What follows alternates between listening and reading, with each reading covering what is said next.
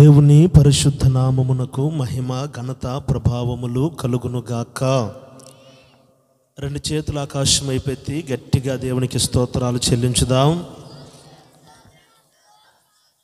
అందరు రెండు చేతుల ఆకాశం వైపెత్తి గట్టిగా దేవునికి స్తోత్రాలు చెల్లించుదాం. స్తోత్రం స్తోత్రం స్తోత్రం స్తోత్రం స్తోత్రం. పరిశుద్ధాత్మ దేవుడు మన మధ్యలో సంచరిస్తూ ఉన్నాడు. ఈ ప్రత్యేకమైన ఉజ్జీవ మహోత్సవములకు దేవుని మాటలు అందించుటకు నన్ను ఆహ్వానించిన దైవ సేవకులు పాస్టర్ ప్రేమరాజయ్య గారికి, వారి కుటుంబానికి హృదయపూర్వక వందనాలు చెల్లిస్తున్నాం. స్థానిక సంఘస్థులకు, పరిచారకులకు, సహసేవకులకు 50 మందికి వందనాలు చెల్లిస్తున్నాం. అలాగనే పిఏ సిస్టమ్ బ్రదర్ గారికి, ఆర్కెస్ట్రా వారికి హృదయపూర్వకమైన వందనాలు. అందరూ సంతోషంగా ఉన్న వాళ్ళందరూ రెండు చేతులు పైకెత్తి గట్టిగా హల్లెలూయా అని చెప్పండి. హల్లెలూయా. అందరూ బాగున్నారా? అందరూ బాగున్నారా? పక్కన ఉన్న వాళ్ళని అడగండి, బాగున్నారని అడగండి. అంత సీరియస్గా కాదు, అందుకని పక్కన పెట్టిమని కొట్టి అడుగుతుంది అక్క. కోపాలు తీర్చుకోవద్దు, ప్రేమతో పలకరించండి. దేవునికి స్తోత్రం కలుగునగాక. గత సంవత్సరములో మీ మధ్యలోనికి రావటానికి ప్రభు కృప చూపించారు. మరలా ఈ సంవత్సరంలో కూడా దేవుని మాటలు పంచిపెట్టకు అల్పుడనయ్యున్న నన్ను నిలవబెట్టుకున్న దేవాతి దేవునికి కృతజ్ఞతాస్తుతులు కలుగునుగాక. హల్లెలూయా.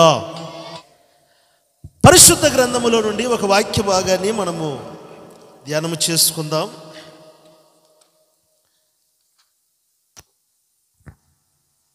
రాజుల 2వ గ్రంథం 20వ అధ్యాయం. రాజుల 2వ గ్రంథం 20వ అధ్యాయం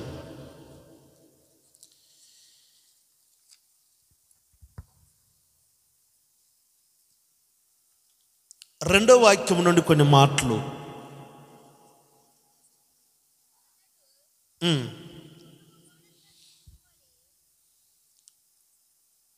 చదవండి.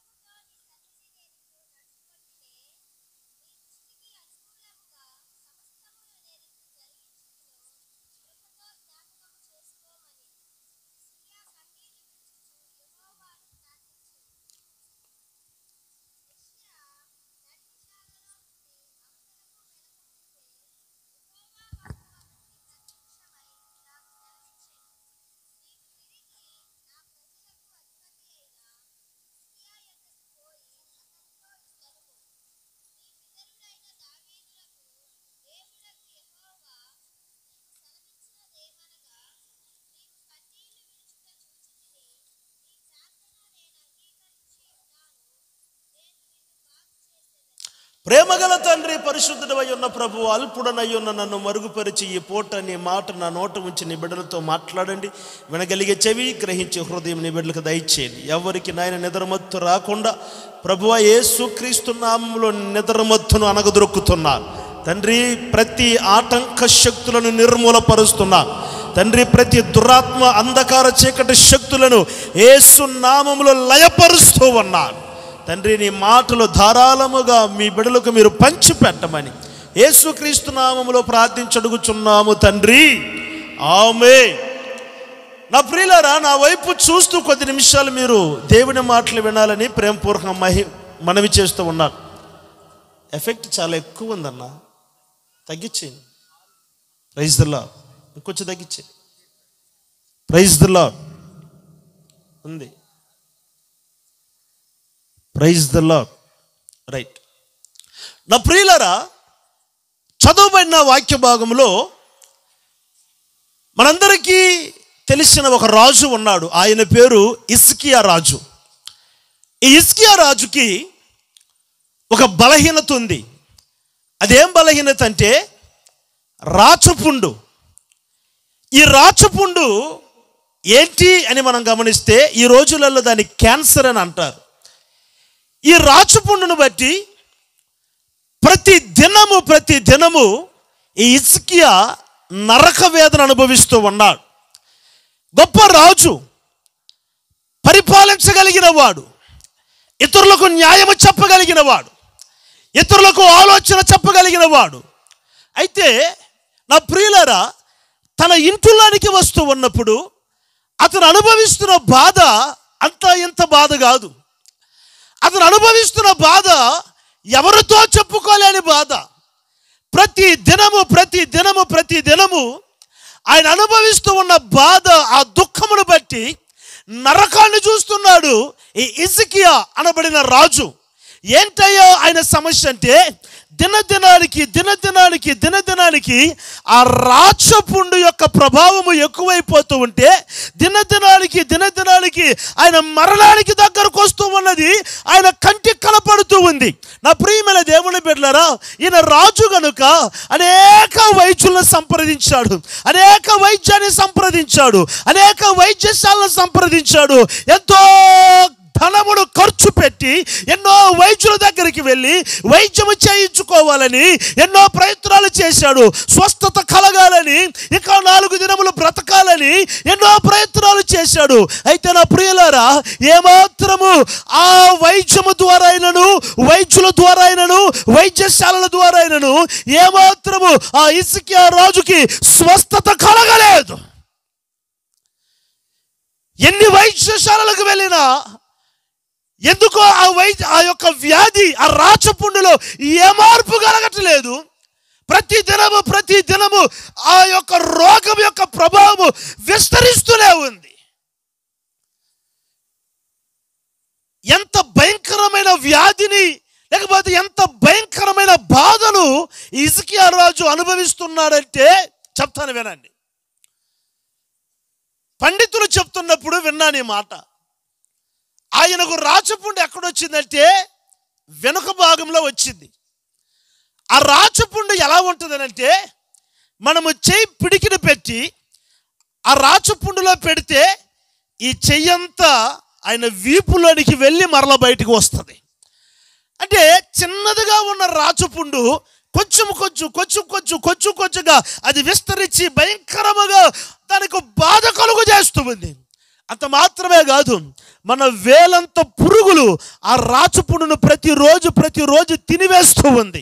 నా ప్రియులరా, ఎవరితో చెప్పుకోలేక, ఈ బాధను ఎవరితో పంచుకోలేక, అయ్యో నేను చనిపోతానేమో, అయ్యో త్వరలో నాకు మరణము దగ్గర పడిందేమో, ఎన్ని వైద్యులను సంప్రదించాను, ఎన్ని వైద్యశాలను సంప్రదించాను, ఎన్ని వైద్యులకు ఎంతో ధనాలు ఖర్చు పెట్టినాను, అయినా నాకు స్వస్థత కలగలేదే, నేను చనిపోబోతున్నాను, నేను మరణించబోతున్నాను, నాకు చావు దగ్గర ఉందా అని కలతల మధ్యలో, మరణ భయపు మధ్యలో, మరణ పడకలో, తమ జీవితములలో సతమెతముల మధ్యలో నడిపించుకుంటున్న హిజ్కియా ఇలాంటి బాధలో ఉన్నప్పుడు ఎవరో వచ్చి చెప్పారు, అయ్యో మిమ్మల్ని దర్శించడానికి ఒక గొప్ప ప్రవక్త, యెషయా ప్రవక్త వస్తూ ఉన్నాడని. కొంచెము హిజ్కియా రాజుకు ధైర్యం కలిగింది. ఏంటనంటే, అయ్యో వైద్యులందరూ నా చేయి విడిచిపెట్టేశారు, వైద్యశాలలు నా చేయి విడిచిపెట్టేశాయి, వైద్యము నా చేయి విడిచిపెట్టేసింది. అయితే దేవుడు నా చేయి విడిచిపెట్టలేదు. దైవ సేవకుడు నా కొరకు ప్రార్థన చేస్తానికి వస్తూ ఉన్నాడు. ఆయన ప్రార్థన చేస్తే ఒకవేళ నాకు స్వస్థత కలుగుద్దేమో, ఆయన ప్రార్థన చేస్తే ఒకవేళ నేను ఇంకా కొంతకాలం బ్రతుకుతానేమో, ఆయన ప్రార్థన నన్ను పరిపూర్ణముగా విడిపిస్తుందేమో అని కొంచెము గుండెను ధైర్యము చేసుకున్నాడు హిజ్కియా. అయితే నా ప్రియులరా, దైవ సేవకుడు రావటము ఏమన్నాడు తెలుసండి? ఆ హిజ్కియా రాజు దగ్గరకు వచ్చి అంటాడు, ఇదిగో నువ్వు మరణమవుచు ఉన్నావు. అయ్యో, ఇక హిజ్కియా బాధ ఎక్కువైపోయింది, ఆ ఆశ కూడా నిరాశగా మారిపోయింది. ఇక ఏ విషయంలోనూ నమ్మకాలు లేవు, బ్రతుకుతానని నమ్మకాలు లేవు. ఎందుకంటే వైద్యులను సంప్రదించాను, వైద్యుల వలన ఏమైనా మేలు కలుగుద్దేమో, స్వస్థత కలుగుతుందేమో అని. అయితే స్వస్థత కలగలేదు. వైద్యశాలలలో ఏమైనా విడుదల కలుగుతుందేమని, మంత్రాలు అంతరాల ద్వారా ఏమైనా విడుదల కలుగుతుందేమని శతకోటి ప్రయత్నములు చేశాను. అయితే నాకు స్వస్థత కలగలేదు. అయితే నా దేవుడి దేవుని వలన నాకు స్వస్థత కలుగుతుందని, నా దేవుడు నన్ను విడిపిస్తాడని, నా దేవుడు నన్ను స్వస్థపరుస్తాడని, అందుకే ప్రవక్తను పంపించాడని ఆశ కలిగి ఉంటే ఆ ఆశ కూడా నిరాశ అయిపోయినే. నాకు స్వస్థత కలుగజేస్తానబడిన శుభవచనము తీసుకొస్తానని అనుకుంటే మరణ కబురు తీసుకొచ్చాడే, చావు కబురు తీసుకొచ్చాడే, నేను చనిపోతున్నాను అంటున్నాడే. అయ్యో ఏంటి ప్రభువా, ఏంటి నాయనా పరిస్థితి అని కన్నీటి ప్రార్థన, ఏడ్పుల గోడ వైపు తిరిగి కన్నీటి ప్రార్థన చేస్తూ ఉన్నాడు హిజ్కియా. అయితే నా ప్రియమైన దేవుని బిడ్డలారా, ఈ ప్రార్థన ముగించోలోపే ఈ యెషయా ప్రవక్త నడిమిషాలకు వెళ్ళాడు. వెంటనే దేవుడు నడిమిషాలకు వెళ్ళే దైవ సేవకుడితో మాట్లాడుతున్నాడు. ఇదిగో యెషయా, మరలా హిజ్కియా రాజు దగ్గరికి వెళ్ళి చెప్పు, 15 సంవత్సరములు మరణమన్న మాట అతని దగ్గరికి రాదు. కొట్టో చప్పట్లు గట్టిగా. హల్లెలూయా, హల్లెలూయా. మరణము అన్న మాట అతని దగ్గరికి రాదు, దరిదాపులకు రాదు. భయపడకుండా, మరణ భయం లేకుండా దర్జాగా బ్రతకమని చెప్పు అన్నాడు. వెంటనే ఈ దైవ సేవకుడు అంటాడు, అయ్యా 2 నిమిషాలు కాలేదు నేను ప్రవచనం చెప్పి, ఏమని, నువ్వు మరణం వచ్చున్నానని. వెంటనే నేను వెళ్ళి చెప్పానంటే, ఒకవేళ నేను అబద్ధం చెప్పినాను కూడా, వెంటనే అయినా నువ్వు ఎందుకు స్వస్థపరిచావు, ఇది ఎలా నమ్ముతారంటే ఏడుస్తూ ఉన్నాడు, ఏడ్చి ప్రార్థిస్తున్నాడు. వెళ్ళి చెప్పు. అతని ప్రార్థన నేను అంగీకరించినాను, అతని నేను బాగు చేయబోతూ ఉన్నాను. చెప్పాలి గట్టిగా. హల్లెలూయా, హల్లెలూయా. అతని నేను బాగు చేయబోతూ ఉన్నాను. నా ప్రియమైన దేవుని బిడ్డలారా, హిజ్కియాకు యెషయా ప్రవక్త ద్వారా ప్రభు చెప్పమన్నమాట. ఇదిగో అతని బాధను నేను చూశాను, అతని దుఃఖాన్ని చూశాను, అతని ఏడ్పును చూశాను, అతని కన్నీటిని చూశాను, అతను కుమిలిపోతును చూశాను, అతని నిట్టూర్పును చూశాను. నేను అతనిని బాగు చేయబోతున్నాను. కొట్ట చప్పట్లు గట్టిగా. హల్లెలూయా. నా ప్రియులారా, ఈ రాత్రి కాల సమయంలో, ఈ 3వ దినములో, చివరి దినముల ఈ రాత్రి ప్రభు నీతో చెప్తున్నాడు, ఎవరి చేత నువ్వు చేయబడబడినా సరే, ఏ వైద్యులు నిన్ను ఇక్కడ బ్రతకమని చెప్పినా సరే, నీకు కలిగిన వ్యాధుల నుండి నీకు విడుదల దొరకదు, స్వస్థత కలగదు అనబడిన ఒకవేళ నిర్జీవ పరిస్థితిలో నీవు ఇక్కడ కూర్చొని ఉన్నావేమో, పరిశుద్ధాత్మ దేవుడు ప్రవచనాత్మకముగా ఈ రాత్రి నీతో చెప్తున్నాడు, నేను నిన్ను బాగు చేయబోతున్నాను. విశ్వసిస్తే కొట్టు చప్పట్లు గట్టిగా, కొట్టు గట్టిగా. నేను నిన్ను బాగు చేయబోతూ ఉన్నాను. నా ప్రియులారా, గత రాత్రి పరిశుద్ధాత్మ దేవుడి దగ్గర మోకరించి ప్రార్థన చేస్తూ, ప్రభువా 3వ దినమున ఏమి చెప్పాలయ్యా, ఈ ముగింపు కూడికలో నీ బిడ్డలకు ఏ మాటలు చెప్పి పంపాలని పరిశుద్ధాత్మ దేవుని దగ్గర గత రాత్రి ఉదయకాలము ప్రార్థన చేస్తూ ఉన్నప్పుడు పరిశుద్ధాత్మ దేవుడు చెప్పిన మాట, నేను బలహీనముతో, బాధతో, దుఃఖముతో, కన్నీటితో, కాపురము సర్వనాశనమై, కుటుంబము కొంప కూలిపోయిన ప్రతి ఒక్కరిని నేను ఈ దినము బాగు చేయబోతూ ఉన్నాను. కొట్టో చప్పట్లు గట్టిగా కొట్టాలి. నా ప్రియులరా, నేను బాగు చేయబోతున్నాను. అమ్మా, అయ్యా, ఈ రాత్రికాల సమయంలో నీవెవరైనా సరే, నువ్వు ఏ బాధతో, ఏ బలహీనముతో, ఏ అనారోగ్యముతో ఇక్కడ కూర్చొని మాటలు వింటున్నా సరే, ఒకవేళ ఇక్కడ కూర్చోకుండా దూర ప్రాంతం నిలబడి ఈ మాటలు వింటున్నా సరే, ఈ శబ్దాంతరంగము ద్వారా నా దేవుడి మాట నీ దగ్గరికి వస్తుంది. ఏంటో తెలుసా, పాడైపోయిన నీ జీవితము, విరిగిపోయిన నీ కుటుంబము, కూలిపోయిన నా కుటుంబముని నేను ప్రకటిస్తున్న ప్రభువైన యేసుక్రీస్తు వారు బాగు చేయబోతున్నాడు. చెప్పాలి గట్టిగా, కొంచెం గట్టిగా చెప్పండి. నేను మిమ్మల్ని బాగు చేయబోతున్నాను. నా ప్రియమైన దేవుని బిడ్డలారా, కొంతమంది అనారోగ్యం చేత పాడై ఉంటారు. ఎలాంటి అనారోగ్యం చెప్తా వినండి. బలహీనత అన్నది ఈ రోజులో ఎట్లా అయిపోయిందంటే వారసత్వంగా మారిపోయింది. ఒకరికి కానీ షుగర్ ఉంటే ఆ షుగరు వాళ్ళ పిల్లలకు ఏమండి వస్తుంది. ఇప్పుడు షుగర్ ఏమైపోయిందంటే స్వాస్థ్యం అయిపోయింది. ఇప్పుడు ఆ రోజులలో నరుని ఆయుష్కాలం 70 సంవత్సరములు అధిక బలం ఉన్న ఎడలా, వీళ్ళకు వాక్యాలు నేర్పిలేదు పాస్టర్ గారు. మీరు వీళ్ళేంది అమాయకం కూర్చున్నారు ముసుగులు వేసుకొని. అమ్మా, హిందీ వల్ల మీరందరూ అర్థమవుతుందా లేదా? నరుని ఆయుష్కాలము 70 సంవత్సరములు అధిక బలం ఉన్న ఎడల 80 సంవత్సరములు అయినను దాని వైభవము ఆయాసం, దుఃఖం కాదు, బీపీ, షుగరు. 70 ఏళ్ళు దాకా ఆడుంది, 40 ఏళ్ళకు షుగర్ వచ్చి పడుతుంటే విచిత్రం చెప్పన, 40 ఏళ్ళు దాకా కూడా పుట్టిన పిల్లలకు షుగర్ ఉంటుంది. ఎంత బాధాకరమండి. ఏంటంటే వాళ్ళ తల్లిదండ్రులకు ఉంది కాబట్టి వీరికి కూడా షుగరు వచ్చేస్తుంది. వాళ్ళ పిల్లలకి వాళ్ళ తల్లిదండ్రులకి టీబీ జబ్బు ఉంటే పిల్లలకి ఆ జబ్బు వచ్చేసింది. వాళ్ళ తల్లిదండ్రులకి చాంద్ర రోగం ఉంటే అంటే ఫిట్స్ ఉంటే వాళ్ళ పిల్లలకి అది వచ్చేసింది. వాళ్ళ తల్లిదండ్రులకు వాళ్ళ పితరులకు క్యాన్సర్ ఉంటే వాళ్ళ పిల్లలకు అది వచ్చేసింది. అయితే ఇప్పుడు బాధ బలహీనత ఎట్టొచ్చిందనంటే వ్యాధి వారసత్వంగా మారిపోయింది. తాతలు తమ పిల్లలు, వారి పిల్లలు, వారి పిల్లలు పిల్లల పిల్లలుగా ఈ వారసత్వముగా వ్యాధి ప్రభావం మారిపోయింది. వైద్యులు చెప్పే మాట ఏంటో తెలుసండి, ఇది జీన్ అండి. అంటే మీ తల్లిదండ్రులలో ఉన్న ఎఫెక్ట్ మీ మీద పడుతుంది కాబట్టి ఇది స్వస్థపరచలేము అని అంటారు. అయితే నేనంటాను ఈ రాత్రి, ఒకవేళ వైద్యుల వల్ల కాకపోవచ్చు, నేను ప్రకటిస్తున్న నజరేయుడైన యేసుక్రీస్తు నిన్ను బాగు చేస్తాడు ఈ రాత్రి. స్తోత్రం చెప్పండి గట్టిగా. ఈ రాత్రి నేను ప్రకటిస్తున్న నా ప్రభు అయిన యేసుక్రీస్తు వారు నిన్ను బాగు చేస్తాడు, నిన్ను స్వస్థపరుస్తాడు ఈ రాత్రి.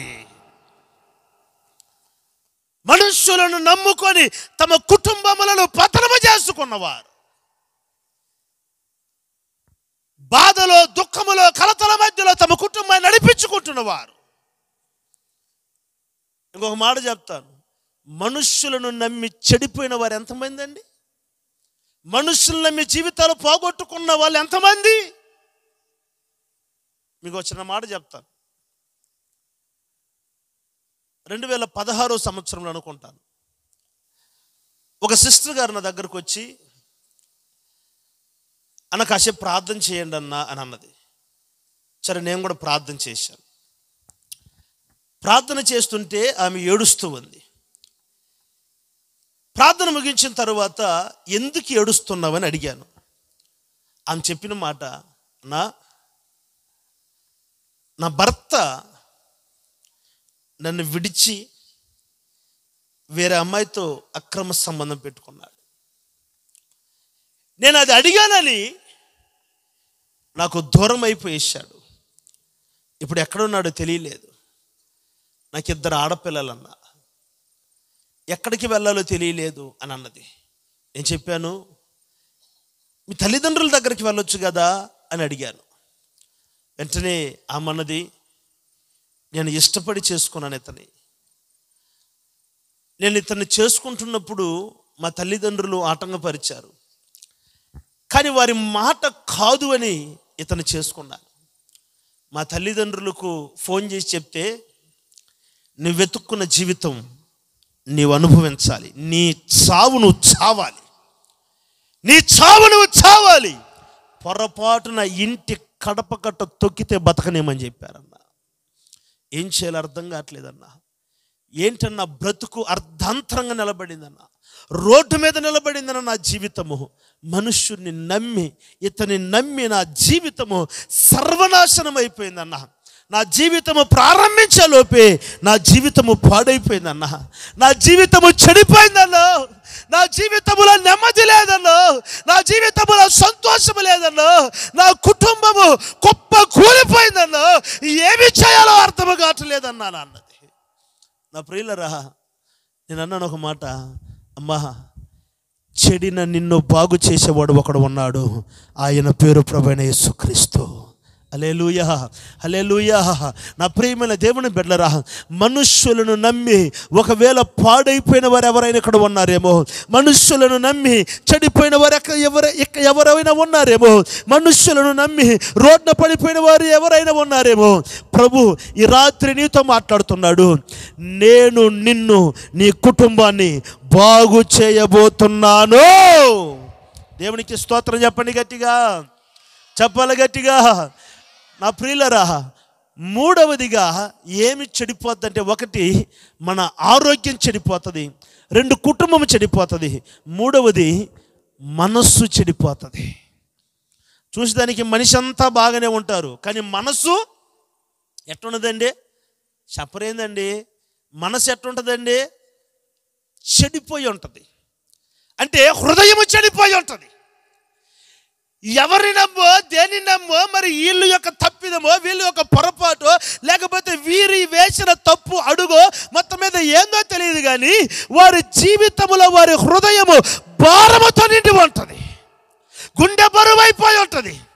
వారి జీవితంలో ఏమి సంపాదించినా, ఎంత సంపాదించినా, ఎవరు ఉన్నా ఎవరు లేకపోయినా, ఏది ఉన్నా ఏది లేకపోయినా వారి జీవితంలో నెమ్మది అన్నది, సమాధానం అన్నది పొరపాటున వారి జీవితంలో ఉండదు. కారణం ఏంటంటే వారి హృదయం చనిపోయి ఉంటుంది. నా ప్రియమైన దేవుని బిడ్డలారా, నేను ప్రకటిస్తున్న ప్రభువైన యేసుక్రీస్తు వారు ఎవరో తెలుసండి? గుండె చెదిరిన వారిని బాగు చేసే దేవుడు ఆయన. హల్లెలూయా. చదవండి పరిశుద్ధ గ్రంథములో, కీర్తనల గ్రంథము 147వ అధ్యాయం 3వ వాక్యం. కీర్తనల గ్రంథం 147వ అధ్యాయం 3వ వాక్యం. అమ్మా, గుండె చెదరిన వారిని ఆయన బాగు చేయువాడు. దేవునికి స్తోత్రం చెప్పండి గట్టిగా. హల్లెలూయా. వారు మనిషి అంతా బాగానే ఉన్నారు కానీ వారు హృదయం బాగలేదు. ఎవరిని నమ్మో, ఏది నమ్మో, దేని మీద ఆశపడో.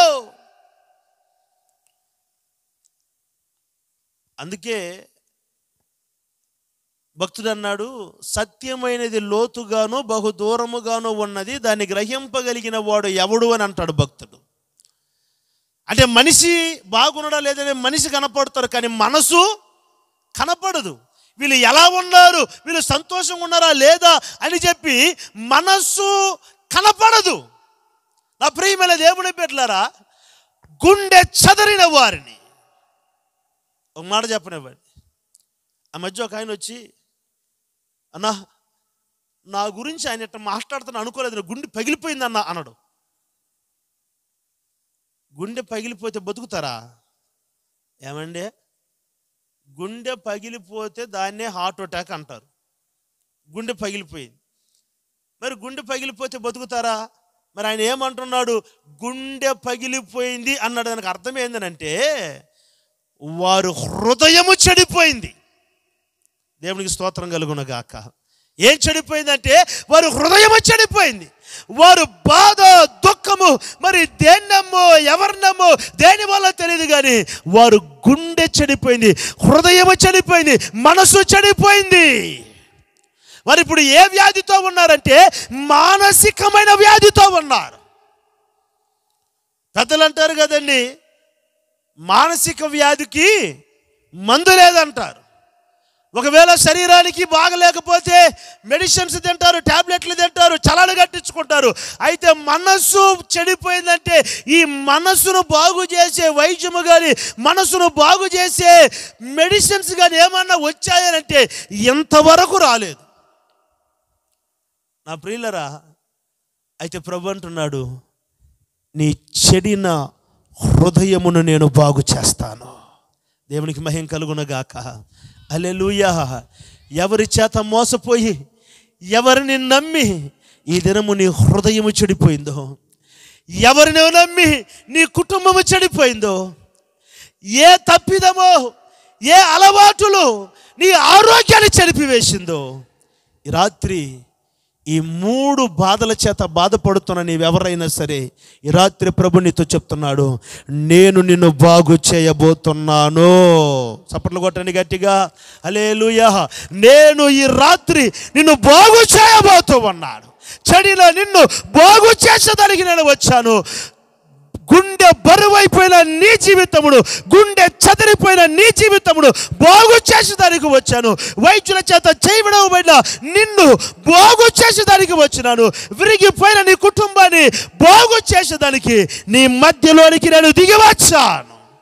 దేవునికి స్తోత్రం చెప్పండి గట్టిగా. నా ప్రియులరా, ఈ రాత్రి నిన్ను నా ప్రభు బాగు చేయబోతున్నాడు. పక్కనున్న వాళ్ళని చూసి చెప్పండి, నా దేవుడు నిన్ను బాగు చేయబోతున్నాడని చెప్పండి. చెప్పండి, పక్కనున్న వాళ్ళని చూసి చెప్పండి, నా దేవుడు నిన్ను బాగు చేయబోతున్నాడని చెప్పండి. కొంచెం గట్టిగా చెప్పండి. వెనకున్న వాళ్ళు చెప్పండి, కుర్చీలో ఉన్న వాళ్ళు చెప్పండి, ఆటోలో ఉన్న వాళ్ళు చెప్పండి, రోడ్డు మీద ఉన్న వాళ్ళు రోడ్డు మీద ఎవరు లేరులే, మీరు చెప్పండి. నా దేవుడు నిన్ను బాగు చేయబోతున్నాడు. దేవునికి స్తోత్రం కలుగునగాక. నా ప్రభు నిన్ను ఎలా బాగు చేస్తాడు, దేని చేత నిన్ను బాగు చేస్తాడు అని ఒక 3 మాటలు ముచ్చటగా చెప్పి త్వరగా నేను బయలుదేరి వెళ్ళాలి. ప్రియులరా, చెప్తాను, జాగ్రత్తగా వినండి. మొదటిగా ఆయన ఎలా బాగు చేస్తాడు. 2000 సంవత్సరాల క్రితము ప్రభువైన యేసుక్రీస్తు వారిని గోల్గొతా కొండ మీద సిలువేశారు. సిలువేసి ఆయనను చంపివేశారు. అప్పుడు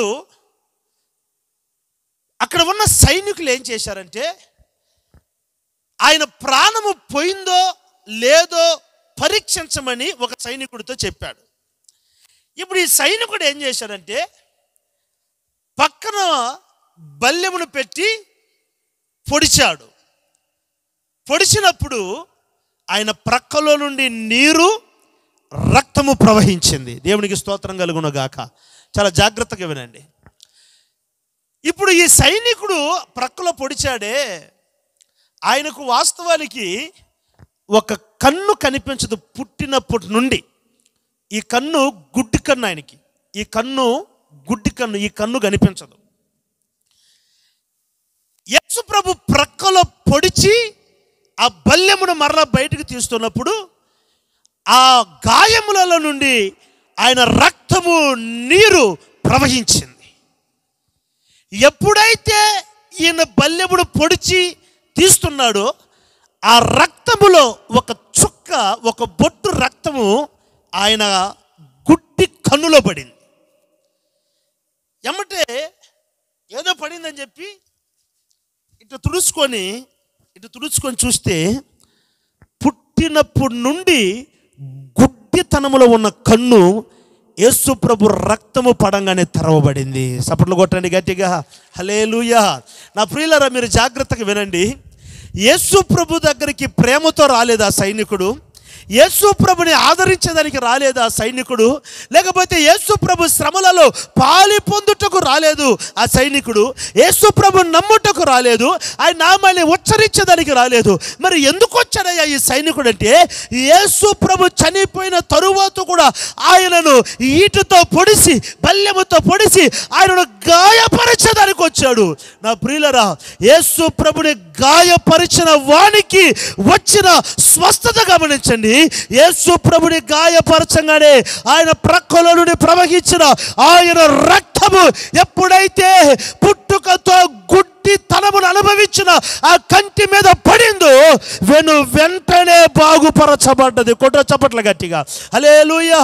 నా ప్రియమైన దేవుని బిడ్డలారా, ప్రభు అయిన యేసు క్రీస్తు వారి యొక్క రక్తము పుట్టుకతో నుండి గుడ్డితనములో ఉన్న కన్నును బాగు చేసింది. స్తోత్రం చెప్పండి గట్టిగా, హల్లెలూయా.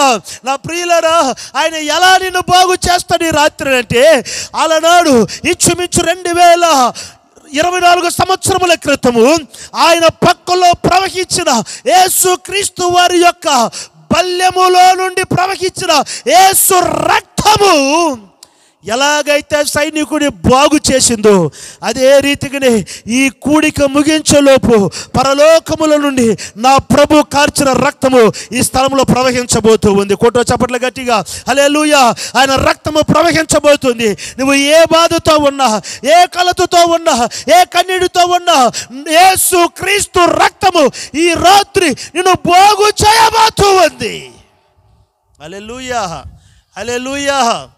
నా ప్రియులరా, ప్రభువైన యేసుక్రీస్తు వారి యొక్క రక్తము, బైబిల్లో ఉన్న మాట, ఆయన చివరి బొట్టు రక్తము వరకు భూమి మీద కార్చి వెళ్ళిపోయాడు. చివరి బొట్టు రక్తము వరకు భూమి మీద ఎందుకు కార్చి వెళ్ళిపోయాడు ఆయన అనంటే, ఆ రక్తము చేతనే చెడిన నీ జీవితము బాగు చేయబడాలి. దేవుని స్తోత్రం చెప్పండి గట్టిగా, హల్లెలూయా.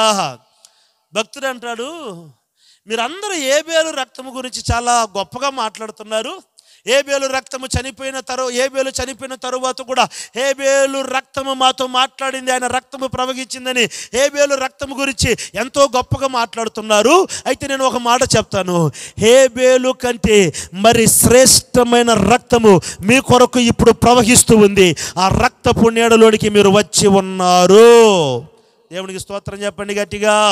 ఆ రక్తపు నీడలోనికి మీరు వచ్చి ఉన్నారు కనుక ఆయన కల్వారి శిలువలో కార్చిన ఆయన రక్తము నిన్ను బాగు చేస్తుంది. రాత్రి లేవీల కాలంలో ఎవరైనా ఒక పాపం చేస్తే ఒక కోడె, కొంచెం పెద్ద పాపం చేస్తే ఒక గొర్రె, ఇంకొంచెం పెద్ద పాపం చేస్తే ఎడ్లు. ఇట్లా ఆ దినములలో ఈ రక్తము, ఈ కోడెల రక్తము, గొర్రెల రక్తము, కొంగల రక్తము, ఎడ్ల రక్తము బలిపీఠము మీద ప్రోక్షీకరించబడాలి.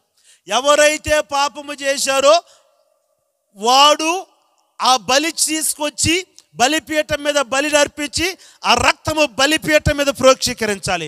అప్పుడు ఆ బలిపీఠము మీద ప్రోక్షీకరించబడిన రక్తము ఇతనిని పాపమును అంతటిని పరిహరించింది అని అర్థం ఆ రోజులలో, పాత నిబంధన గ్రంథములో. అయితే నా ప్రియులరా, అయితే ఇప్పుడు క్రొత్త నిబంధన గ్రంథములో ఈ కృపాకాలములో పరిస్థితులు ఏంటంటే నా ప్రియులరా, ఇప్పుడు కోడెల రక్తము చేతనో, కొంగల రక్తము చేతనో, ఎడ్ల రక్తము చేతనో, మేకల రక్తము చేతనో కడిగితే కడగబడే రక్తముగా పాపాలు కాదు. ఇప్పుడు పాపాలు పరిపక్వమైపోయింది కనుక కోడెల రక్తము, ఎడ్ల రక్తము, కొంగల రక్తము, గొర్రెల రక్తము చేత మీ పాపములు కడగబడవు కనుక కల్వారి శిలువలో నా ప్రభువైన యేసుక్రీస్తు వారు పరిశుద్ధుడయుండి కూడా నా పాపములు పరిహరించబడటకు 2000 సంవత్సరముల క్రితము గొల్గొతా కొండ మీద ఆయన కార్చాడే ఆ రక్తమే నీ పాపములను కడిగి నిన్ను శుద్ధి చేయగలిగినదే. చెప్పాలి గట్టిగా హల్లెలూయా. 1 యోహాను పత్రిక 1వ అధ్యాయం 7-8 వాక్యంలో ఉంటుంది, ఈ గొర్రె పిల్ల రక్తము, ఈ ప్రభువైన యేసుక్రీస్తు వారి యొక్క రక్తము మీ ప్రతి పాపములను కడిగి మిమ్మల్ని శుద్ధి చేయటానికి శక్తి కలిగింది. కొట్టో చప్పట్లు గట్టిగా హల్లెలూయా. నా ప్రియమైన దేవుని బిడ్డలారా, దేని చేత నువ్వు బాగు చేయబడతావంటే నా ప్రభువైన యేసుక్రీస్తు రక్తము చేత నువ్వు బాగు చేయబడతావు. ఏ పాపము నీ పాపం, ఏ దోషము నీ దోషం, ఏ శాపము నీ శాపం. చెప్పారా ఎవరైనా? రే నీవు చేసిన పాపాలకి నీకు క్షమాపణ లేదు అన్నారా? లేకపోతే నీవు బహు భయంకరమైన పాపివని నిన్ను నిందించి తృణీకరించి నిన్ను నెట్టివేశారా? అయితే ఈ రాత్రి యేసుక్రీస్తు వారి యొక్క సేవకుడుగా నేను చెప్తున్నాను, నిన్ను కడుగుట కొరకు నా ప్రభువైన యేసుక్రీస్తు వారు రక్తము కార్చినాడు. హల్లెలూయా హల్లెలూయా. నిన్ను బాగు చేయట కొరకు నా ప్రభు రక్తము కార్చాడు. నేను అంటాను, ఒక భక్తుడు యథార్థంగా జీవించిన హేబేలు రక్తానికే అంత శక్తి అయితే, కోడెలు, కొంగలు, ఎడ్లు, మేకలు, గొర్రెల రక్తానికే అంత శక్తి అయితే, నా ప్రభు తండ్రితో సమానముగా ఉండుట విడిచిపెట్టకూడని భాగ్యమును ఎంచుకోకుండా తన్ను తాను రిక్తునిగా చేసుకునే దాసుని స్వరూపములో ధరించి ఈ భూలోకములోనికి దిగి వచ్చి నీ పాపమును తమ భుజ స్కందముల మీద మోసి కల్వారి శిలువలో నీ కొరకు కార్చిన ఆయన రక్తమునకు ఎంత శక్తి ఉండాలి. ఆమేన్ చెప్పలేదు మీరు? కొంచెం గట్టిగా చెప్పండి. ఉపవాసంలో ఉన్నారా అమ్మా? కొంతమంది ఉంటారు, ఉపవాసం ఉన్నామని చెప్పి స్టేజ్ వెనకపోయి 2 చపాతీలు తినొచ్చి నైసు కూర్చుంటారు కొంతమంది. మిమ్మల్ని చూస్తే ఉపవాసము 40 రోజులు ఉన్నట్టుంది. ఆమేన్ చెప్పరు, హల్లెలూయా చెప్పరు. గట్టిగా చెప్పండి హల్లెలూయా. అటు ఇటు ఎందుకు తిరుగుతూ ఉండరు వీళ్ళు? నాకు అర్థం కాలేదు. వీళ్ళకి లీకేజ్ ప్రాబ్లం ఎక్కువేమి. వీళ్ళకి ఎందుకు తిరుగుతున్నారు? అటు ఇటు తిరిగేది ఎవరండి అటు ఇటు తిరిగేది? రాయ్ ఎక్కడి నుండి వచ్చావురా నీవు అంటే వాడు ఏమన్నాడు? ఎవడో మీకు ఎలగలేదు కదా, ఇంకా ఎలగదు వాడే. వాడికంటే దీనికి కోపం వచ్చింది, దీంట్లోకి వచ్చినట్టు ఉండడు. ఏమన్నాడు? నేను భూమి మీద అటు ఇటు చెప్పండి గట్టిగా, అటు ఇటు. ఎవరాడు? సాతానుగాడే చెప్పాడు. ఏమని? అటు ఇటు నేను తిరిగానని. ఇప్పుడు అటు ఇటు తిరిగే వాళ్ళందరూ వాళ్ళ సంతానం. అటు ఇటు తిరిగే వాళ్ళని చూస్తే మీరు చెప్పండి, సైతాన కూర్చోండి, మీరు అనండి ఈసారి. ఎవరన్నా అంటే నాకాడ చెప్పండి, ఏమన్నా అంటే మిమ్మల్ని. దేవుని స్తోత్రం చెప్పండి గట్టిగా, హల్లెలూయా. అటు ఇటు అటు ఇటు అటు ఇటు తిరిగేది అసలు దైవ లక్షణం కాదు. పరిశుద్ధాత్మ దేవుడు మాట్లాడుతున్నప్పుడు, దేవుని వాక్యం నేను దర్శిస్తున్నప్పుడు అటు ఇటు అటు అటు అటు అసలు మనుషులను చూడలేదు మీరు. వాటర్ బాటిల్ చేసుకొస్తే దిక్కులు, ఏంది వింత జంతువా? మనిషే కాదు. ఎవడు వెనక తిరగకూడదు. ఎవరమ్మా ఆమెకేం 10 తలకాయలు ఉన్నాయా? వాక్యం ప్రభు మాట్లాడుతున్నప్పుడు శ్రద్ధగా వినకుండా అటు ఇటు తిరగటం ఏంది? మీకు చిన్న మాట చెప్తాను. హాగరు ఎక్కడుందంటే బేర్షబాలో ఉంది. బేర్షబా అంటే నీటి గల ఓట అని అర్థం. నీటి గల ఓట అని అర్థం బేర్షబా అంటే. హాగరు ఎక్కడుందంటే బేర్షబాలో ఉంది. హాగరు ఏడుతుంది. ఎందుకు ఏడుతుందని అంటే, నా పిల్లాడు చచ్చిపోయేటట్టుండు, నా కుమారుడు చచ్చిపోయేటట్టు, నేను చచ్చిపోయేటట్టున్నాడు, ఈ నేను సావు నేను చూడాలని ఏడుస్తూ ఉంది. మామూలుగా ప్రభు ఏమనాలి వచ్చి, నా బిడ్డ ఎందుకు ఏడుతున్నావు, బాధపడకు, నేను నీటినిస్తాను అనొద్దు. ప్రభు ఏమంటారు? మీరు తర్వాత చదువుకోండి. హాగరు నీకు ఏమొచ్చింది? పోకదలు వచ్చింది. ఏమి ఎందుకన్నాడు ఆ మాట అంటే, బేర్షబాలోనే ఉంది కానీ, అంటే నీటి ఊటల దగ్గరే ఉంది కానీ నీరు లేదు. ఎందుకు నీరు దొరకలేదు హాగరుకి తెలుసా? హాగరు బేర్షబాలో కుదార్థంగా ఒక స్థలంలో కూర్చోలా. మీరు చదువుకున్న మాటలు అటు ఇటు అటు ఇటు అటు ఇటు అని నేను చెప్పే మాట ఏంటంటే, ఒకటి అటు ఇటు తిరిగే వాళ్ళు చెప్పాలి. అమ్మ, మీరు ఏ సంఘానికి చెందిన వాళ్ళైనా మందిరానికి వన్స్ మందిరంలోకి వస్తే మళ్ళీ బయటికి పోకూడదు ఆరాధన అయిపోయేదాకా. స్తోత్రం చెప్పండి గట్టిగా, హల్లెలూయా. అపవాది గర్జించు సింహము వలె ఎవరిని మృంగుదమానని చెప్పట్లేదు వీళ్ళు. అటు ఇటు అటు ఇటు అటు ఇటు అంటే ఇప్పుడు ఈ 3 మాటలు మీకు ఏం కనపడింది అంటే, ఒకటి అటు ఇటు తిరిగేవాడు సైతాను, రెండవది అటు ఇటు తిరిగేవాడు మీ కొంప ముంచుతుడు, మూడవది హాగరు అటు ఇటు తిరిగింది కాబట్టి బేర్షబాలో నీటి ఓటల దగ్గర ఉండి కూడా నీరు దొరకలా. చెప్పే మాట ఏంటంటే, ఏదో దేవుని దగ్గర పొందాలని ఈ రాత్రి వచ్చావు, అటు ఇటు తిరిగినంటే ఖచ్చితంగా నువ్వు పొందలేవు. దేవునికి స్తోత్రం చెప్పండి గట్టిగా, హల్లెలూయా. శ్రద్ధగా దేవుని మాటలు వినండి. ఎందుకంటే ఎంతో ధనాన్ని వ్యయం చేసి ఉపవాసాలు ఉండి ఇంచుమించు 1 నెల నుండి ప్రయాసపడి పాస్టర్ గారు ఈ మీటింగ్లు ఏర్పాటు చేసింది డబ్బులు ఎక్కువై కాదు. మీరు వేసిన చిల్లర ఎంచాలంటే తెల్లారుద్ది. మంచి సాక్ష్యం చెప్పాడు. ఈ డబ్బు సంపాదించేదానికా లేకపోతే డబ్బు ఎక్కువైన దానికా, దేని కొరకు సభలు పెట్టిందనంటే, ఒక ఆత్మైనను ప్రభు వైపు మలచబడాలని. హల్లెలూయా. ఒక్క ఆత్మైన ఈ కూడికలలో ప్రభు వైపు తిరగాలని, ఒక్క ఆత్మైన రక్షింపబడాలని, ఒక్క ఆత్మైన పరలోకమునకు చేర్చబడాలని ప్రసవ వేదనతో ఈ కూడికలు ఏర్పాటు చేశారు.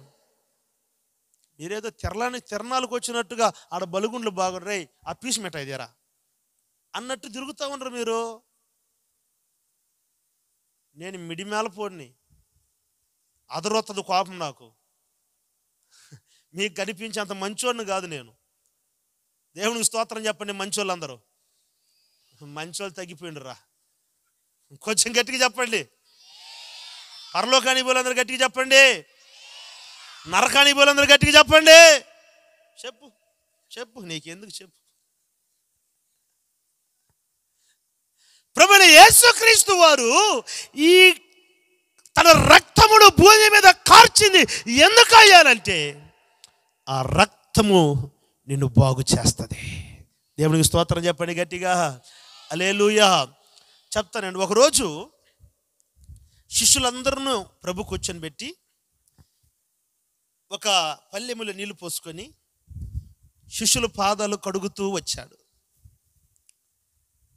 యోహాను పాదాలు కడిగాడు, యాకోబు పాదాలు కడిగాడు, ఆంద్రియ పాదాలు కడిగాడు, యూదా పాదాలు కడిగాడు. పేతురు పాదాలు కడుగుదామని వచ్చేటప్పుడు పేతురు అంటాడు, అయ్యో ప్రభువా, నీవు నా పాదములు కడుగుటకు నేను ఒప్పుకోను నాయనా. నేను నీ పాదాలు కడగాలి కానీ, నేను నీ పాదాలు పట్టుకోవాలి కానీ, నీవు నా పాదాలు పట్టుకోవటము, నీవు నా పాదాలు కడగటము అయ్యో నేను ఒప్పుకోను ప్రభు అని అన్నాడు. ప్రభు అంటారు, లేదు పేతురు, అది కాదు పేతురు, ఇప్పుడు నేను చేసేది నీకు అర్థమవుతుంది, తర్వాత అర్థమవుతుంది, దయచేసి నీ కాళ్ళు చూపు నేను కడుగుతాను అన్నాడు. అయ్యో లేదు ప్రభు, నీవు కడగకూడదు ప్రభు నా పాదాలు అన్నాడు. అప్పుడు ప్రభు ఒక మాట అంటాడు, నేను కానీ నీ పాదాలు కడగకపోతే, నేను కానీ నిన్ను కడగకపోతే ఇక నీవు కడగబడలేవు, నా దేవుని రాజ్యములో నీకు పాలు పంపులు లేవన్నాడు. దేవునికి మహిమ కలుగును గాక. హల్లెలూయా. నిన్ను కడగాలంటే నేనే కడగాలి.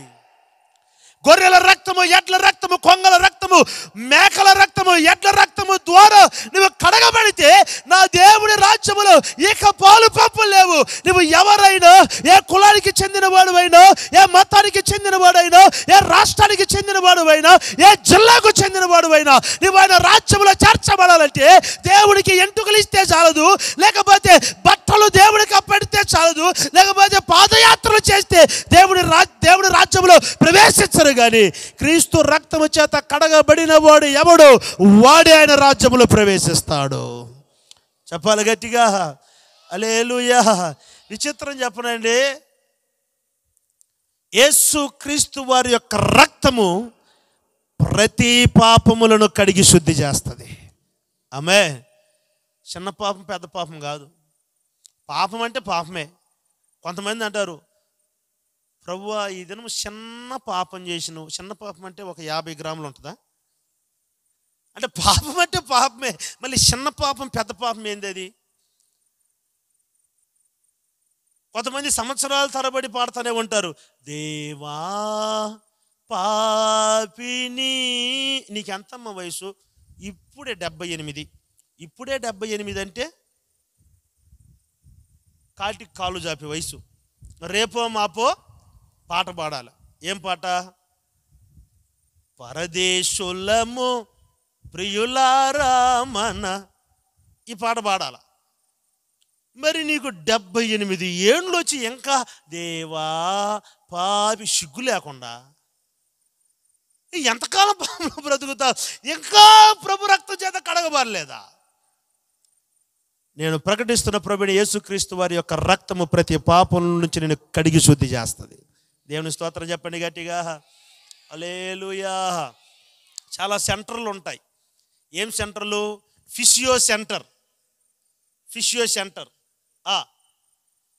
Computer centre, typing centre, dental centre, skin centre అని చాలా సెంటర్లు ఉంటాయి. ఎక్కడికన్నా మీరు వెళ్ళి పాపములను పరిహరించే సెంటర్ని చూసారా అమ్మా? పాపములను పరిహరించే సెంటర్ చూస్తే క్యూలో మనమే ఉంటాం, వరుసలు సరిపోవు. దేవుని స్తోత్రం చెప్పండి గట్టిగా హల్లెలూయా. గవర్నమెంట్ హాస్పిటల్లో ఓపీ షీట్ వేసేదానికి క్యూలో నిలబడతారు, అటు నిలబడాల్సి వస్తుంది మనం. మళ్ళీ ఈ సెంటర్లు ఉన్నాయి. ఏ సెంటర్లు? పార్లర్లు. ఏం పార్లర్లు అవి?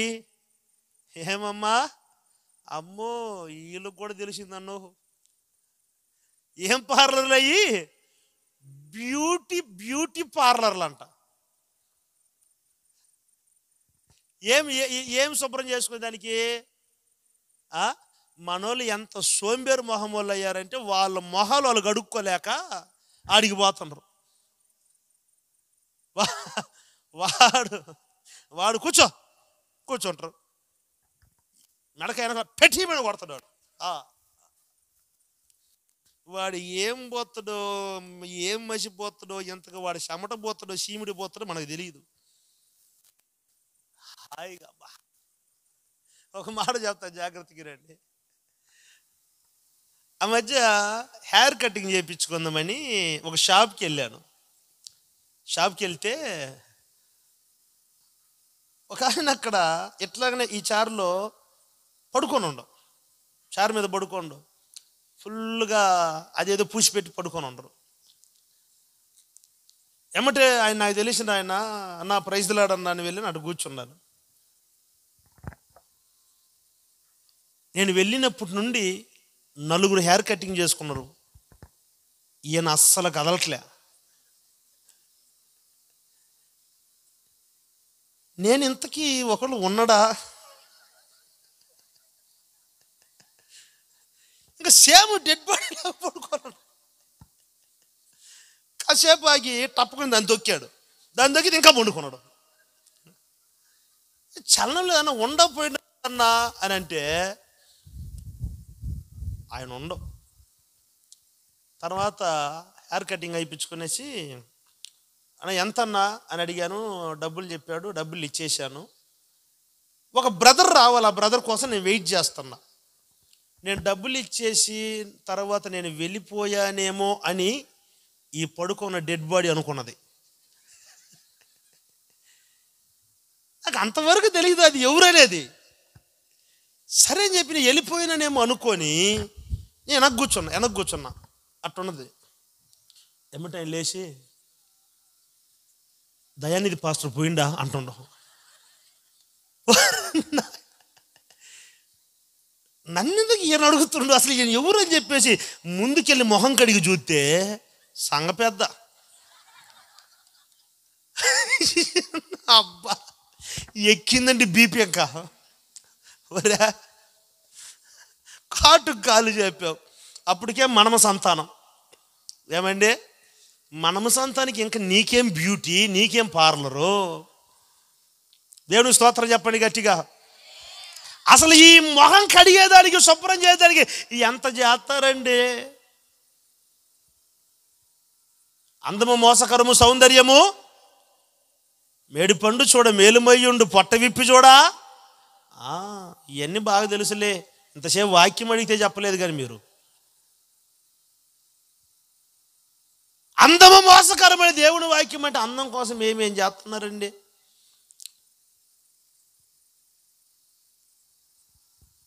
పైన ఒక కలరు, కింద ఒక కలరు, పేదాలకు ఒక కలరు.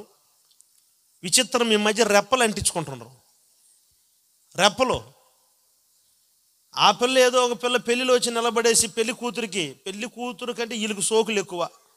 పెళ్లి కూతురు కోసం ఈ నేను పెళ్లి చేస్తా ఉంటే ఏదో అమ్మ ఏదో సందర్భం దురుచుకున్నదంట. అన్న జరుగన్న కాలెత్తన్నా, అన్న కాలెత్తన్నా అన్నది. ఏందమ్మా రెప్పలు పడినాయి, రెప్పలు పడినాయా? రెప్పలు ఎట్లా పడుతాయి అమ్మే? నాకు అప్పుడే తెలుసు రెప్పలు వచ్చినాయి అని. రెప్పలు కూడా అంటుంది నాకు అప్పుడే తెలుసు. రెప్పలు ఎట్లా పడుతాయి? అదిగా నీకు అది కాదులేన్నా, నీకు తెలియట్లేదు, జరుగో. ఓరే ఆయన ముఖాన్ని అందంగా చూపించుకునేకి ఎన్ని చేస్తున్నారండి. అసలు ఇంకా అడ్వర్టైజ్మెంట్ కూడా 30 రోజులలో మీ ముఖము అందముగా మార్చే క్రీమ్ తీసుకోండి, పుయ్యండి. ఆ పేరుని చూసుకోండి. నేను అనే మాట ఏంటంటే ముఖములను శుభ్రము చేసి శుద్ధీకరించే మెడిసిన్స్ పార్లర్లో ఉండొచ్చు. అయితే నీ హృదయమును శుద్ధీకరించే మెడిసిన్ ఎక్కడన్నా ఉందా? ఎక్కడన్నా పార్లర్ ఉందా? నీ హృదయములను శుభ్రము చేసి నీ పాపమును కడిగి నిన్ను శుద్ధీకరించి నిన్ను తన రాజ్యము కొరకు సిద్ధపరిచే సెంటర్ ఎక్కడో ఏ మెడిసిన్స్ ఉండవు. నేను ప్రకటిస్తున్న నా ప్రభు అయిన యేసయ్య కార్చిన రక్తమే నీ పాపములను కడిగి నిన్ను శుద్ధీకరిస్తుంది. స్తోత్రం చెప్పు గట్టిగా. హల్లెలూయా. ప్రతి ఘోర పాపమును కడుగును మన యేసయ్య రక్తము. నెహెమ్యానేడి ఇంతకుండా ఎత్తబడ్డా? ఆ రిథం పెట్టరాదు, ఫ్యాడు కీబోర్డు వాళ్ళు ఎత్తబడ్డరుగా.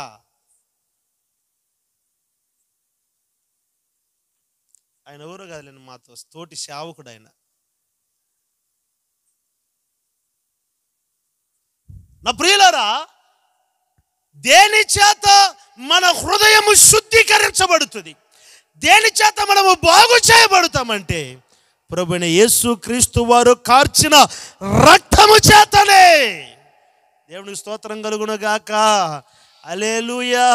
ఏ మందులు, ఏ మెడిసిన్స్, ఏ లవ్లీలు, ఏ ప్యార్లు పూయరు కానీ లిప్టిక్ దరిద్రాలు చెప్పాలా కొన్ని.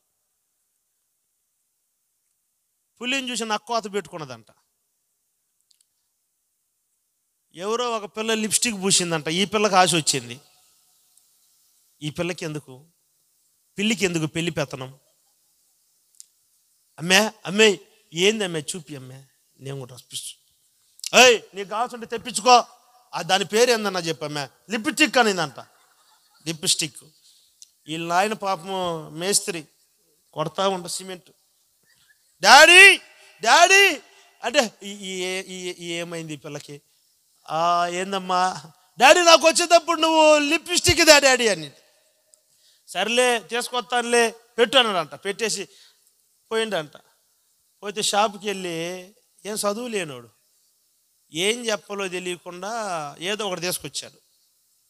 తీసుకొచ్చేసి అమ్మా తల్లే ఇదిగో ఇక్కడ పెట్టినా, ఈ డ్రెస్సింగ్ టేబుల్ మీద పెట్టినా, పూసుకో అని చెప్పి ఆయన బాత్రూంలో పోయిందంట. ఈ పిల్ల కూడా ఎప్పుడు చూడలేదాన్ని. ఎత్తని పూసుకున్నదంట. ఆయన అమ్మాయి ఏందమ్మా అదేనా, ఏంటమ్మా మాట్లాడు, అంటుందంట. ఏమైందని బయటకు వచ్చి చూస్తే వాళ్ళ నాయన లిప్స్టిక్ దమ్మంటే పెవిస్టిక్ తెచ్చింది. పెదాలు అతక్కుపోయి అంటది కదా, రావట్లేదు పెదాలు. ఇంచుమించు 7,000 రూపాయలు డబ్బులు పెట్టి ఆపరేషన్ చేసి విడదీశారు.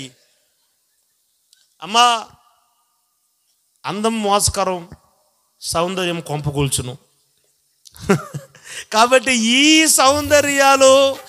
సౌందర్యము మనలను శుద్ధీకరించదు, మన పాపములను కడగదు. మరి మన పాపములను కడిగే ఆయుధం ప్రతి ఘోర పాపమును కడుగును మన యేసయ్యా రక్తము. ప్రతి ఘోర పాపమును సౌండ్ పెట్టు. బహు దుఃఖములో మునిగెనే, చెమట రక్తముగా మారెనే. బహు దుఃఖములో మునిగెనే, చెమట రక్తముగా మారెనే. యేసు రక్తము రక్తము రక్తము, యేసు రక్తము రక్తము రక్తము. అమూల్యమైన రక్తము, నిష్కలంకమైన రక్తము. యేసు రక్తము రక్తము రక్తము. దేవునికి స్తోత్రం. నా ప్రియమైన దేవుని బిడ్డలారా, ఈ రాత్రి ప్రభు అంటున్నాడు, నేను నిన్ను బాగు చేస్తాను. ఎప్పుడయ్యా, ఎట్లాగయ్యానంటే కల్వారి శిలువలో ఆయన కార్చిన రక్తము చేత నీవు కడగబడాలి అని నీ నోటెరను ఒప్పుకొని, ప్రభువా నీ రక్తము చేత నన్ను కడుగు నాయన, నీ రక్తము చేత నన్ను కడుగు నాయన, ఆ నిష్కలంకమైన రక్తము చేత నన్ను కడిగి శుద్ధి చేయి ప్రభువా అని నీవు అడుగుతున్నప్పుడు ఆయన రక్తము ప్రతి పాపములను కడిగి శుద్ధి చేస్తుంది. దేవునికి స్తోత్రం చెప్పండి గట్టిగా. రెండో మాట చెప్తాను, సమయం లేదు. రెండో మాట చెప్పి ముగిచ్చేస్తాను. చదవండి పరిశుద్ధ గ్రంథంలో నుంచి కీర్తనల గ్రంథము 107వ అధ్యాయము 20వ వాక్యం. కీర్తనల గ్రంథము 107వ అధ్యాయం 20వ వాక్యం. ఆయన తన వాక్కును పంపి వారిని బాగు చేసెను. దేవునికి స్తోత్రం చెప్పండి గట్టిగా. తలెత్తి నా వైపు చూడండి. ఒకటి, ఆయన రక్తము చేత బాగు చేస్తాడు. రెండు, ఆయన అంటున్నాడు, నేను నా వాక్కును పంపి వారిని బాగు చేసేదను. దేవునికి స్తోత్రం కలుగునుగాక. నా ప్రియులరా, రెండవదిగా ఎలా నువ్వు బాగుపరచబడుతావంటే దేవుని వాక్కు చేత, అంటే దేవుని వాక్యము. నా ప్రియులరా, కొన్ని సందర్భాలలో దేవుని వాక్యముకు ఉన్న విలువేంటో మనకు తెలియదు. కొన్ని సందర్భాలలో పాటలకు ప్రాధాన్యత ఇస్తాం, లేనిపోని కార్యక్రమాలకు ప్రాధాన్యత ఇస్తాం, అయితే వాక్యానికి ప్రాధాన్యత ఇవ్వం. ఒక మాట చెప్పనివ్వండి, నాలాంటి సేవకులు ఎంతమంది వచ్చి ప్రార్థన చేసిన ప్రయోజనం లేదు. కానీ నా దేవుని వాక్కు నీ హృదయములో తగులుతూ ఉన్నప్పుడు నీవు బాగు చేయబడతావు. దేవునికి స్తోత్రం చెప్పండి గట్టిగా, హల్లెలూయా. ఎలా నువ్వు బాగు చేయబడతావయ్యా? ఎట్లా నువ్వు బాగు చేయబడతావంటే, దేవుని వాక్యం. ఏముందా ప్రత్యేకత దేవుని వాక్యములనంటే, నా ప్రియులారా, యోహాను సువార్త 1వ అధ్యాయం 1-2-3 వాక్యములు ఉంటుంది. ఆది యందు వాక్యము ఉండెను, వాక్యము దేవుని యొద్ద ఉండెను, ఆ వాక్యమే దేవుడై ఉండెను. ఇంకా కొన్ని మాటలు కింద వచ్చి చూస్తే, ఆ వాక్యమే కృపా సత్య సంపూర్ణుడై ఈ దినం మన మధ్యలో సంచరిస్తూ ఉన్నది. చప్పట్లు కొట్టండి గట్టిగా, హల్లెలూయా. దేవుని వాక్కులో ఉన్న శక్తి, ఆయన వాక్యంలో ఉన్న శక్తి ఈ దినము చాలా మందికి అర్థము కావటం లేదు. ఆ మధ్య ఒక పెళ్ళికి పిలిచారు వాక్యం చెప్పేదానికి. వాస్తవానికి పెళ్ళిళ్ళు ఫంక్షన్లకు అసలు నేను వెళ్ళట్లేదు. పెళ్ళికి పిలిచారు. నేను చెప్పాను, అసలు అమ్మ పెళ్ళిళ్ళకి నేను ఎందుకులే, ఎట్లా మీరు నన్ను పెళ్ళికి వాక్యం చెప్పనీరు, ఎందుకంటే వాక్యానికి తీసుకునే లోపల భోజనాలకు టైం అవుతుంది, మొగి అంటారు మీరు, నాకు కొంచెం బీపీ ఉంది, నేను తుడుతా, ఎందుకు వచ్చిన బాధ మీరు జరుపుకోండి అంటే అసలు సరే ఖచ్చితంగా మీరే రావాలని పత్రికల్లో పేర్లు వేశారు. సరే అని చెప్పి వెళితే వీళ్ళు రెడీ అయ్యారు. 10 గంటలకు పెళ్ళిని పెడితే 3 గంటలకు వచ్చారు. యాడికి? స్టేజ్ మీదకి వచ్చారు. సరే వాక్యం చెప్పండి, ఒక 10 నిమిషాలు వాక్యం చెప్తారు పాస్టర్ గారు అని అన్నారు. నేను చెప్పాను, 10 నిమిషాలు ఏం చెప్పాను, నన్ను పిలిచిన వాళ్ళందరికీ వందనాలని ఇలాగ 5 నిమిషాలు పోయా. వాక్యం నేను రెఫరెన్స్ చెప్పి వీళ్ళు చదివేలాగా 5 నిమిషాలు పోయా. ఏం చెప్పాను అంటే, వద్దులే మీరు ఇంకా తాళబొట్టు కట్టించేయండి అన్న. ఆయన అంటాడు, సాంగ్యానికన్నా ఒక మొక్క చెప్పు. వాక్యము సాంగ్యానికంట, సాంగ్యానికి పెట్టిన నలుగా. నా ప్రియులారా, ఒక మాట చెప్పనియండి, నిన్ను బ్రతికించేది, నీకు బాధలలో నెమ్మదిని కలుగు చేసేది నా దేవుని వాక్యే. దేవుని స్తోత్రం కలుగునగాక, హల్లెలూయా. ఈ వాక్కు ఎక్కడ దొరుకుతుంది? ఈ వాక్యం ఎక్కడ దొరుకుతుంది? ఏ సంత వీధిలో దొరుకుతుంది? ఏ మార్కెట్లో దొరుకుతుంది? ఏ హాస్పిటల్లో దొరుకుతుంది? చెప్పనా ఎక్కడ దొరుకుద్దో? చెప్పనా? దేవుడు నీకు అనుగ్రహించిన దేవుని మందిరములో దైవ సేవకుడి నోట నుండి బయలుదేరి ఆ వాక్యము నిన్ను బాగు చేస్తుంది. Praise the lord. దేవుని మందిరానికి ఎందుకమ్మా రావాలి? రాకపోతే మేము సత్య పాతి పెట్టడు పాస్టర్, అందుకనన్నా పోవాలా. ఇంట్లో ఒకరన్నా పోండి, కనపడరండి పాస్టర్ మొహానికి. మీరు సత్య పూడిచి పెట్టేదానికి, మీ పెళ్ళిళ్ళు చేసేదానికి, మీ పిల్లలకు పేర్లు పెట్టేదానికా? విచిత్రం చెప్పిన ఒక మాట, అందరూ అన్నప్రసన్న చేస్తారు కదండి, పాసుగా చేస్తారు కదా. పాసుగారు మీ చేతులారా ఫస్ట్ మీరు తినిపి అంటారు కదా. నాకేం జరిగింది తెలుసా? ఫస్ట్ మీ చేతులారా వాడికి షెడ్డి దొరికించండి అన్నారు. ఇదేం సెంటిమెంట్ రా, ఇదేం సెంటిమెంటు? షెడ్డిలు దొరికించేవాడినారు. నేను మాడు పగల కొడతా. నా ప్రియులరా, అసలు దేవుని మందిరానికి పిల్లలకు పేర్లు పెట్టుకునేదానికో లేకపోతే దీనికి కాదు. దేవుని మందిరములో ఆయన వాక్యోపదేశము దొరుకుతుంది. హల్లెలూయా. ఏం దొరుకుతుంది దేవుని మందిరములో? ఏం చెప్పిస్తారు దేవుని మందిరములో? భార్యాభర్తలకు గొడవ, ఏం చెప్పిస్తారు? భార్య వచ్చి, ఆయన అస్సలు అలివి కావట్లేదు, నువ్వే అలివి కవులే పాస్టర్ గారు, అట్టంటే అట్ట నువ్వే తగ్గాలమ్మ, తప్పదమ్మా, భార్య మరి తగ్గించుకోవాలి, లోబడి ఉండాలని చెప్పింది కదా, కొంచెం తగ్గరాదా, కొంచెం దిగరాదా కిందకంటే 16 మెట్లు దిగిన, ఇంకా దిగలేదు, మెట్లు లేవు అంటుంది. ఏం చెప్పిస్తారు చేస్తారు దేవుని మందిరములు అంటే? దేవుని మందిరములో నీకు మంచి మార్గాన్ని నేర్పిస్తాడు దైవ సేవకుడు. హల్లెలూయా. కానీ ఇది బయట వాళ్ళకి అర్థం కాదు. ఎవరు ఎక్కడ ఏది చేసినా, అమ్మా ఇందుక నువ్వు పోయేది పాస్టర్ మందిరానికి, కొలాయి కాడ తగుబడినా కూడా మందిరంలో మీ పాస్టర్ ఇదే నీకు ఇదే నేను నేర్పించేది. నేను బ్లాక్ బెల్ట్, ఆయన రెడ్ బెల్ట్, వాళ్ళ వెనకాల ఉన్న వాళ్ళు ఎల్లో బెల్ట్. కరాత నేర్పిస్తాను మేము. ఏంటి ఏం నేర్పిస్తాం? ఒకవేళ తెలిసో తెలియకో ఒకవేళ వాళ్ళు మాట్లాడి, అమ్మా తగ్గించుకో, నోరు తగ్గించుకున్నవాడు తన ప్రాణమును కాపాడుకుంటూ తగ్గించుకో. మనోళ్ళకి అస్సలు నోరు ఊరుకుండదు, ఆయనకి చెయ్యి ఊరుకుండదు. ఆయనకి చెయ్యి ఆడుతుంది, ఈమెకి గొడవపడుతుంటే, అమ్మా నేను వచ్చాను ధైర్యంలో ఎట్టన్నా అన్నను దాటి ఆయన కొట్టలేని నేను వచ్చేలాక ఓవర్ చేసింది. ఆయన దయ్యాన్ని ఉండని చూస్తున్నా, నోరు మొయ్యి, కంట్రోల్ చేయి అంటే, ఏం చేస్తావు నువ్వా?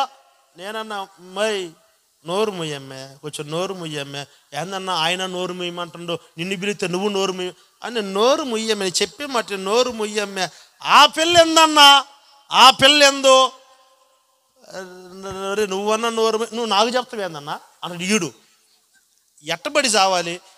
నోరు మొయ్యమ్మే, నోరు ఏం చేస్తారో చూస్తాను. వాడికి ఎక్కింది కోపం. అక్కడ నుండి ఎగ్గి తనటం మూతి మీద దల్లితే ముందు నా 4 పళ్ళు ఊడిపోయినాయి. షావుకు ఈ మళ్ళీ ఎట్ట కట్టించారు తెలిసి, ఇది పాస్టర్ వచ్చి వీళ్ళకి నేనేం చేశాను రా నాయన, ఇద్దరికి ఏమని చెప్తాను, నోరు ముయ్యండి, నోరు ముయ్యని నేను చెప్పేది. ఇద్దరు ఇంటరా? అసలు దైవసేవుడు ఏం నేర్పిస్తా, దేవుని వాక్యం ఏం చెప్తుందో దేవుని వాక్యంను నేర్పిస్తాడు. దేవుని వాక్యం కలబడండి, కొట్టండి, తిరగబడండి అని చెప్పిస్తాడు. దేవుని వాక్యమో ఏం తగ్గించుకోండి, తాను తగ్గించుకొని హెచ్చబడి, నెమ్మదిగా ఉండి, కోపపడబాకండి, నెమ్మదిగా ఉండండి, మీరే తగ్గించుకోండి. ఇదేగా దేవుని వాక్యం.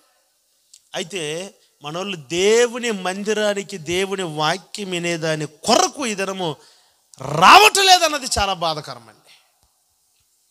దేవుని మందిరములోనికి మనం ఎందుకు రావాలంటే ఆయన వాక్యోపదేశం మనము పొందుట కొరకు రావాలి. దేవుని స్తోత్రం చెప్పండి గట్టిగా. అయితే మనోళ్ళు దేవుని మందిరానికి రావాలనుకున్నప్పుడే తలకాయ నొప్పి వస్తుంది వాళ్ళకి.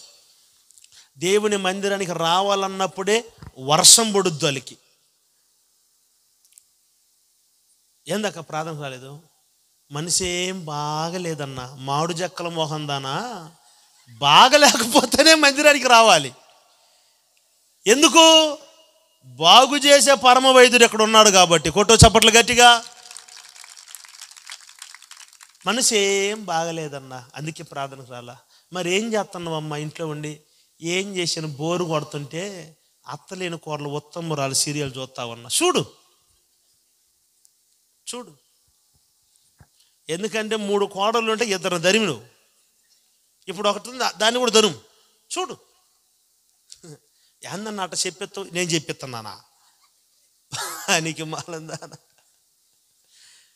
దేవుని మందిరము ఉన్నప్పుడు భూకంపమే వచ్చినా నీ ప్రాణము దేవుని మందిరంలోనే పోవాలా. దేవునికి స్తోత్రం చెప్పండి గట్టిగా. నా ప్రియమైన దేవుని పిల్లలు, ఎందుకు ఈ మాటలు చెప్తున్నంటే, నిన్ను బాగు చేసేది దేవుని వాక్కు. ఆయన వాక్యము నిన్ను బాగు చేస్తుంది. నా ప్రియమైన దేవుని బిడ్డలారా, పరిశుద్ధ గ్రంథంలో శతాధిపతి ఉన్నాడు. తన పనివాడు పక్షవాతము చేత బాధపడితే యేసుప్రభు వారు వచ్చారని పరిగెత్తుకుని యేసుప్రభు యొద్దకు వచ్చారు. శిష్యులు చెప్పారు, అయ్యా ఈయన శతాధిపతి, 100కి అధిపతి, మరి నేను ఎత్తుక్కొని వచ్చాను, ఏంటో విషయం అడగమంటే యేసుప్రభు అడిగాడు, అయ్యా నేనేం చెయ్యాలి?